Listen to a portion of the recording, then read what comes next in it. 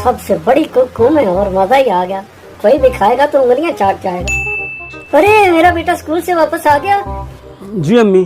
चल मेरा बेटा जल्दी से हाथ मुंह धो ले और खाना खा ले। अम्मी आज खाने में क्या बनाया है? बेटा पकाना क्या है, कल रात को जो टिंडे गोश्त पकाए थे उसमें तो बोटियां तो तुम दोनों बाप बेटे ने खा ली थी। बाकी बचे टिंडे वो फेंकने तो नहीं थे ना मेरा बेटा, वही गरम किए। क्या?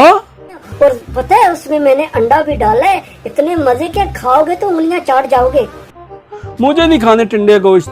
हर रोज कभी आलू टिंडे, कभी दाल टिंडे, कभी गाजर टिंडे, कभी मटर टिंडे। ये टिंडे कब खत्म हो गए हमारे घर से? क्या? तो मुझे खा जाओ तुम दोनों बाप बेटा।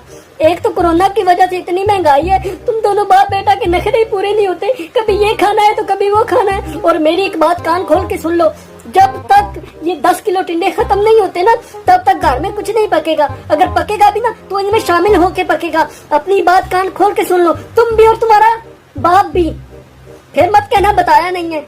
शफीक सब्जी वाले से कल 100 रुपए के 10 किलो टिंडे मिले हैं। पता है बाकी सब्जियां कितनी महंगी है, और ऊपर से दाल है। अल्लाह इतनी महंगी है कि आदमी पागल हो जाए। दाल लेने जाओ तो गोश्त से ज्यादा महंगी पड़ती है। और जहाँ तक टमाटर की बात है, नामुराद पूरे 250 रुपए केजी हो गया। मुझे तो लगता है और 2-4 साल के बाद ना म्यूजियम में देखने को टमाटर मिलेंगे, इतने महंगे हैं। एक तो घर चलाना इतना मुश्किल है, तो दोनों बाप बेटों के नखरे पूरे नहीं होते। क्या करूं, किधर जाऊं मैं?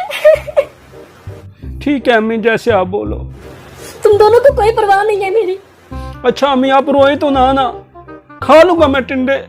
ये हुई ना बात। चल मेरा बेटा खाना खा के पानी की बोतलें भी भर देना, ठंडी हो जाएंगी, नहीं तो रात को फिर तुम्हारा बाप चिल्लाएगा। ठीक है अम्मी, जैसे आप बोलो। अच्छा शाबाश, सदके जाओ मेरा पाला बेटा। कौन खाएगा ये टिंडे?